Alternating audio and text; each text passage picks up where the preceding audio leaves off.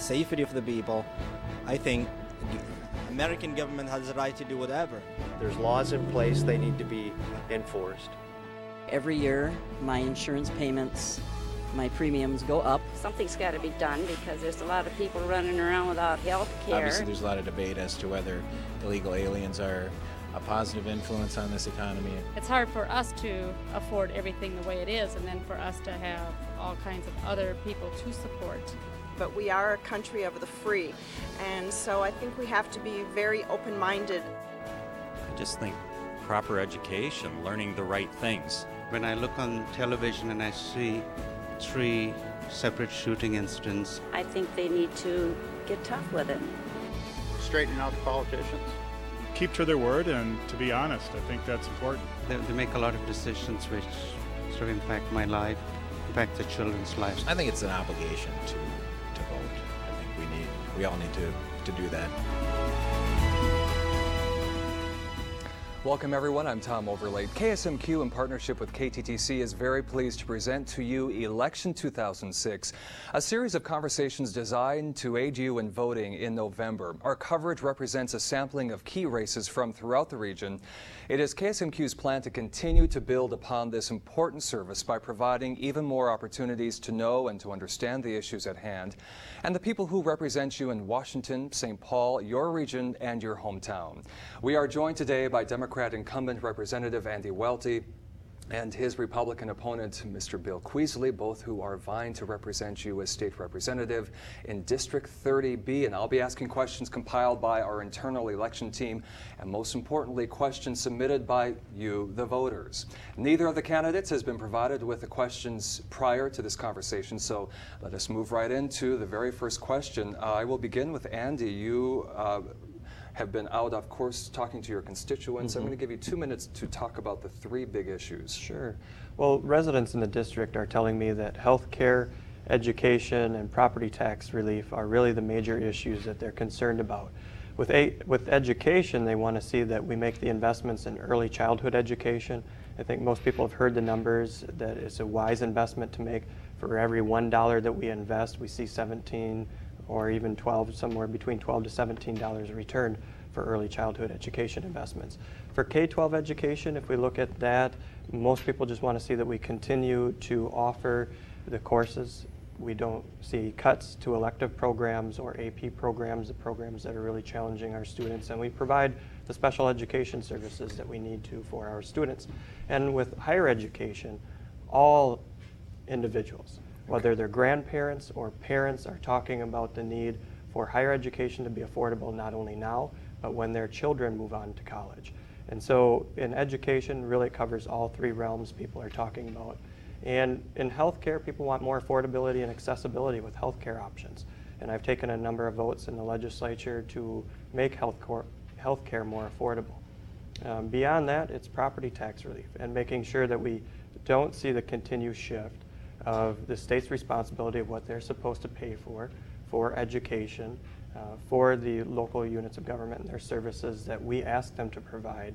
They want to make sure that the state is paying their fair share for those services and not passing the buck onto the local units of government, where we keep seeing the increases in property taxes from either your school districts, your counties, or your cities. Okay, thank you, Andy. Bill, 3 big issues that you're hearing from your constituents. Well, there's a lot of issues out there. I mean, it goes everywhere from illegal immigration to, of course, K-12 education, healthcare. The folks out there want to see people work together. I think that's probably the biggest thing that people are talking about is the partisanship. They saw the government shut down 2 years ago. They're somewhat concerned of a lot of questions. Let's just say a lot of questions of what you're going to do when you get to St. Paul to change that. What did you do while you were in the legislature? How did you work across party lines? So they want to know a lot of times at the door or at meetings or wherever you end up at, how are you going to work across the table with people across the aisle? And also, you know, property taxes and taxes in general. One of the things with property taxes is the spending is driving it. It's not just passing the buck back and forth. There's a spending problem and trying to work with local units of government to figure out what is driving their costs. It's kind of like tuition.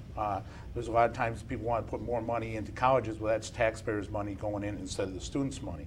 But how do you look at college education and really make it affordable? How do you look at healthcare and make it affordable? It's not just about putting more government money into it, it's about looking at the systems and trying to make sure that you can wring the most out of them and make them affordable. And that's probably some of the differences. We really need to look at healthcare to what the cost drivers are, not just have the government take it over, not just have somebody else put more money into it. It's to actually look at it and make sure the consumers are driving what they are asking for. And having gone through cancer and the treatment that followed up after that, I got to look at what is going on in the healthcare industry. And on a first-hand basis. Well, you get to see the paperwork that goes back and forth between like Mayo Clinic and the insurance companies. It's pretty wild what goes back and forth and the amount of time and effort. And you look at all the people at Mayo that just do that kind of work, and that is a cost driver. So there's a lot of things out there that we should be discussing. Bill, let me ask you this. Give me an example of how you will reach across the aisle to get the job done. Give me an example.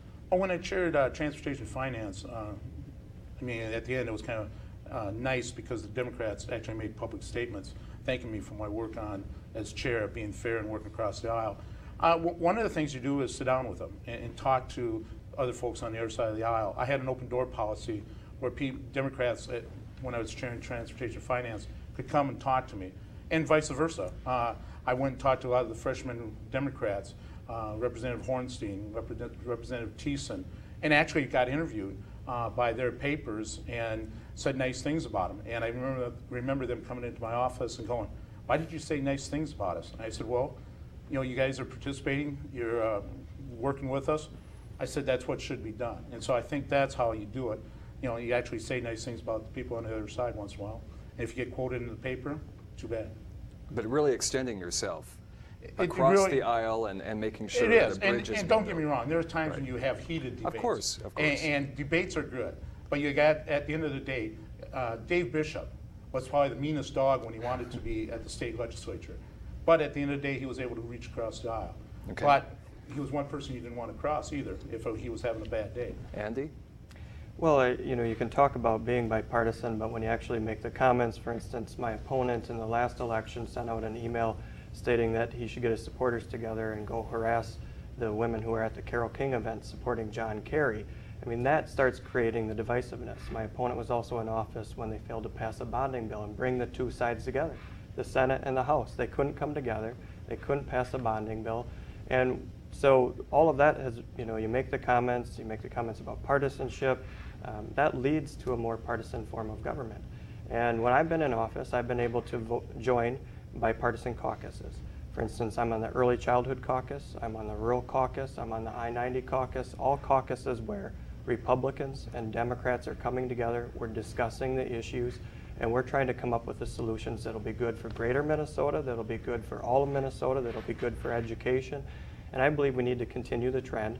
Last year was a very successful year where we went in, we had a bonding bill that we needed to get passed. We also had a supplemental budget bill that we dealt with. We were in and out within a short amount of time. We got all of our work done, and we addressed the issues that Minnesotans asked us to address. Speaking of budget bills, as former lawmakers, both of you, do you believe that there exists a struggle in trying to ensure that funds are distributed fairly between the metro area and other areas? Why don't we begin with you, Bill?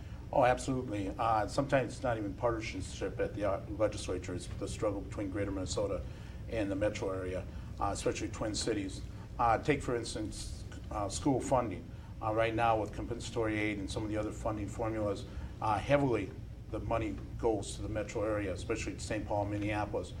We passed in 2003 and 2004 off the House floor bills that were trying to address that and make sure that we got that funding equalized.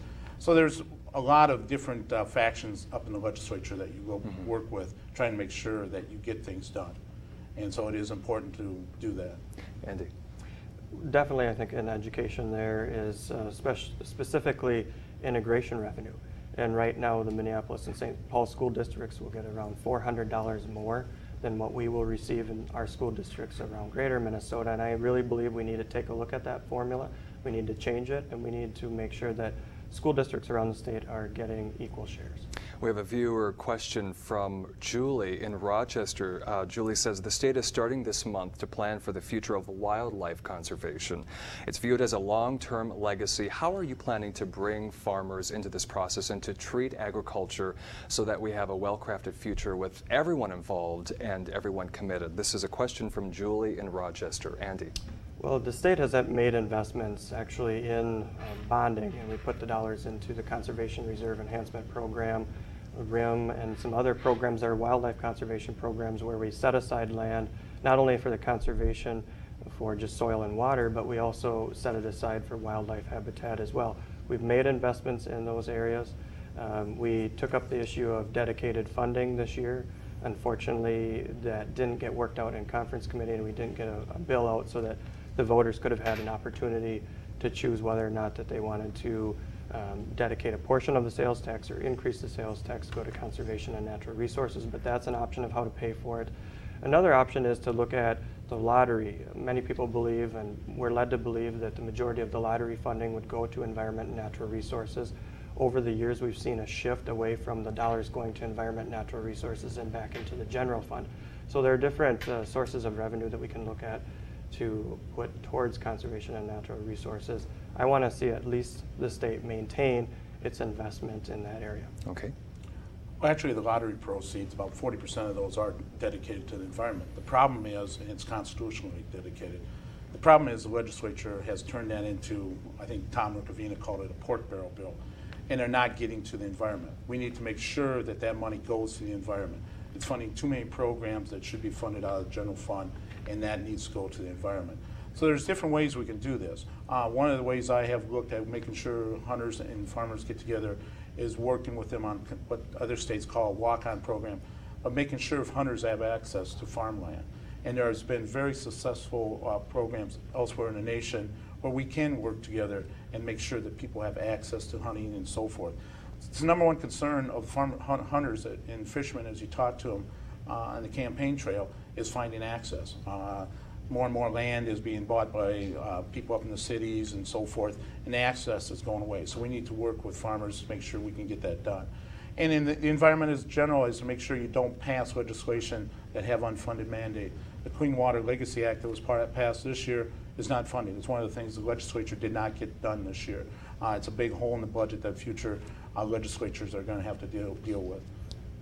We talked about, again, we have so many different topics I want to make sure we touch on and can delve into healthcare. I want to go back to healthcare. Andy, we have another viewer question. Is universal healthcare something that our taxpayers could and should support? Mm-hmm. Well, I think that there are different steps that we can take to see if there are other things that will work. Okay. For instance, we passed in the legislature a bill that would allow insurance companies to come into the state, offer insurance packages that don't meet all of the state mandates, as long as they fully disclose which packages or which mandates they don't cover. At least people would be able to afford a basic healthcare package. Also, we put tax credits in place for healthcare savings accounts and for individuals purchasing those.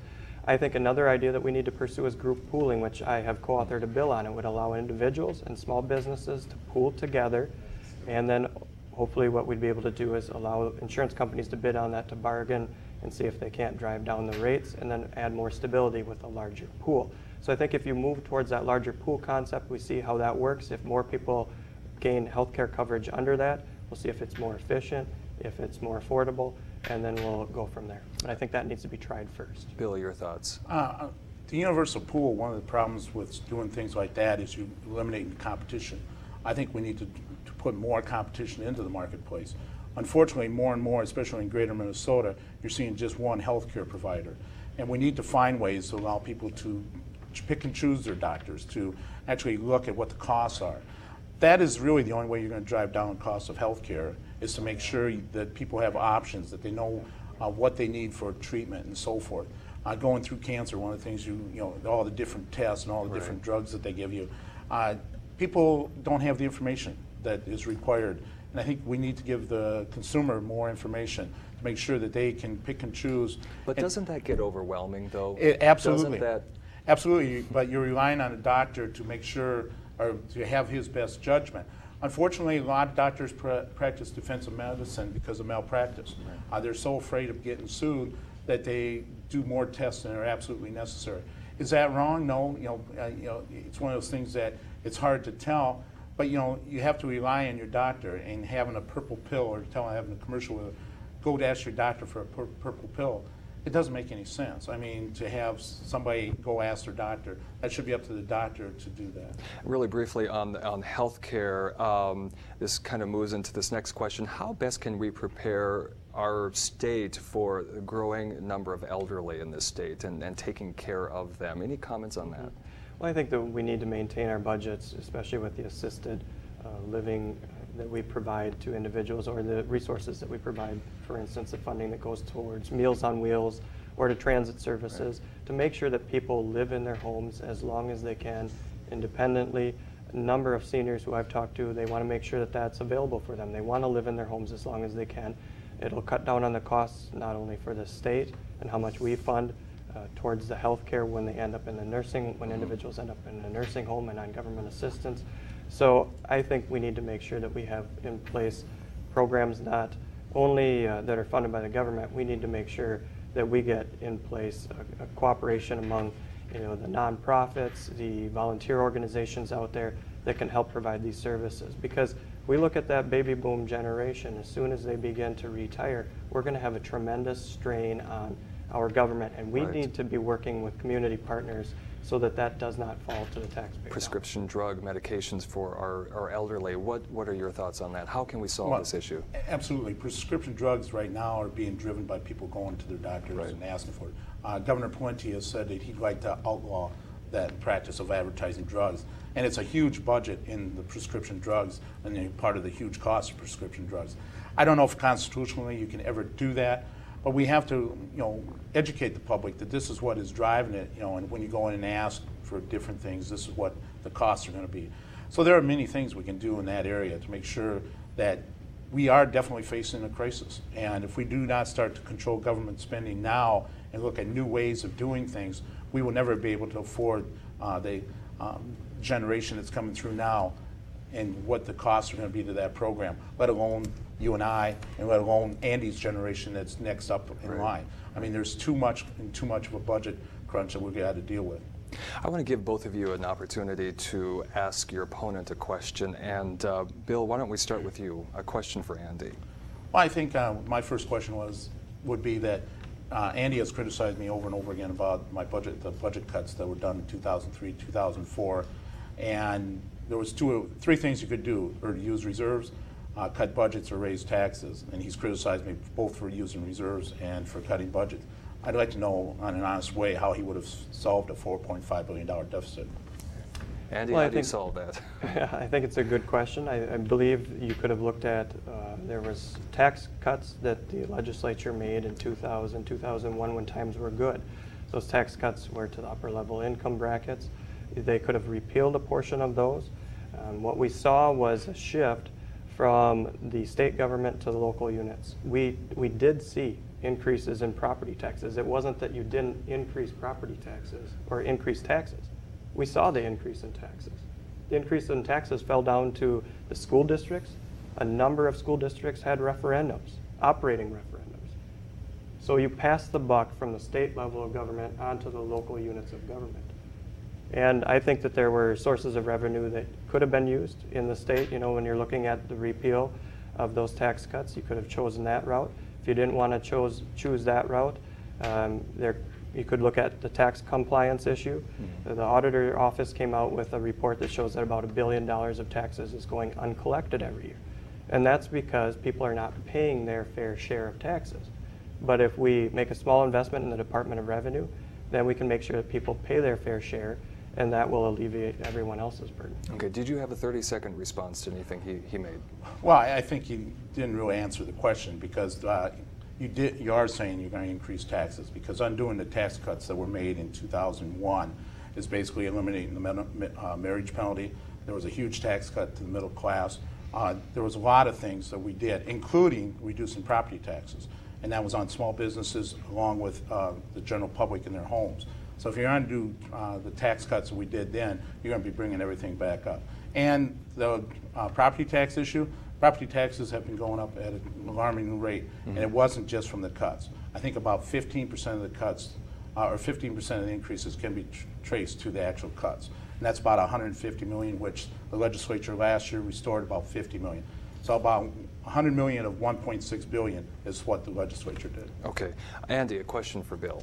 Sure. Well, my question was going back to this route, and that is, you say that you balanced the budget without increasing taxes. When we did see the shift, we did see increases in school districts' taxes. We saw the increases in the city taxes, and we saw the increases in the county taxes. So my question to you is, don't you consider that to be an increase in taxes? And not only that, we saw college tuition increase by double-digit amounts, and we saw about $1 billion taken out of a tobacco endowment that was there that the state won in a lawsuit, and it was used up. But don't you see that as a tax increase?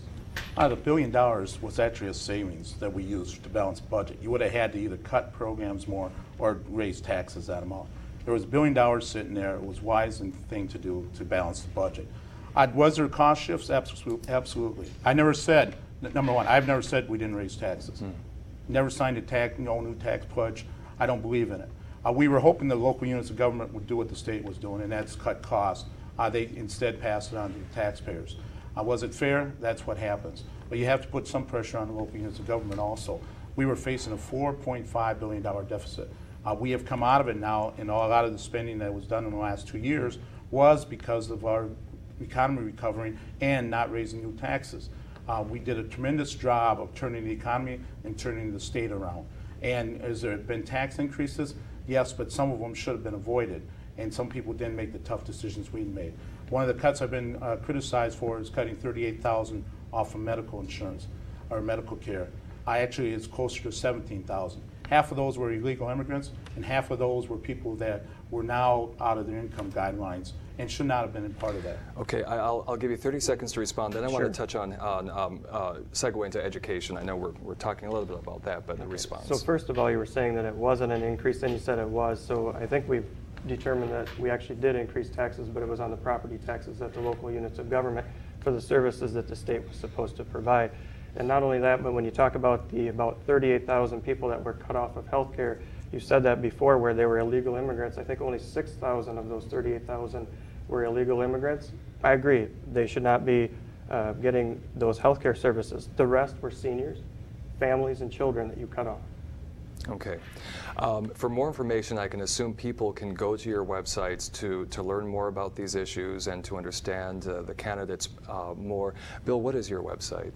BillQuisle.net or .com. Okay, and Andy? It's www.andywelty.com. I want to conclude this conversation with an education question from a viewer as well. Is there a gap in the overall learning and resources between metro schools and rural schools? Andy? There is a gap in the dollar amounts, and we talked about that before, Right. especially with the integration revenue, and we're seeing a difference of somewhere between $400 to $500 for the students. As far as the learning, I would have to look at the numbers to compare the school districts in the metro area with those in greater Minnesota. We definitely have an issue of closing the achievement gap among many different subgroups, and that achievement gap needs to be closed not only here in our local school districts, but in the metro area, and we need to continue to work towards that. So I would have to say that whatever our education policy is that we pass in the state, we need to make sure it addresses all of our school districts. All of our school districts are making sure that they continue to increase what they expect from the students. And we have standards that keep continually increasing the state. We have test scores that are very good across the state when you compare them nationally. Bill? And that's exactly right. We, when I was in the office, went with standardized testing so you can compare school districts. I think that's important. You have to have results when you invest in education. You have to be able to measure schools and make sure that the money that is being invested by the taxpayers is being used responsibly. Is there an achievement gap? Absolutely, between the minority population and the white population in the state. And we need to do something about that. We have poured more and more money, almost 50% more than normal students, into that, trying to fix that problem. It has been a dismal failure. A black student in metro, black male in some metro Minneapolis schools has a better chance of going to jail than graduating. That's a crime. We can't live with that. So we need to find ways other than just throwing money to make sure that these people come up to their full potential and are contributing members to our society instead of ending up in jails. 40 seconds each. Why do you want this office again, Bill? I think I bring a passion to it. I think it's, one of the things that's lacking in the legislature is not only passion, but also having a sense of humor. Trying to break down walls. Anybody that has worked with me knows I crack smiles, I crack jokes.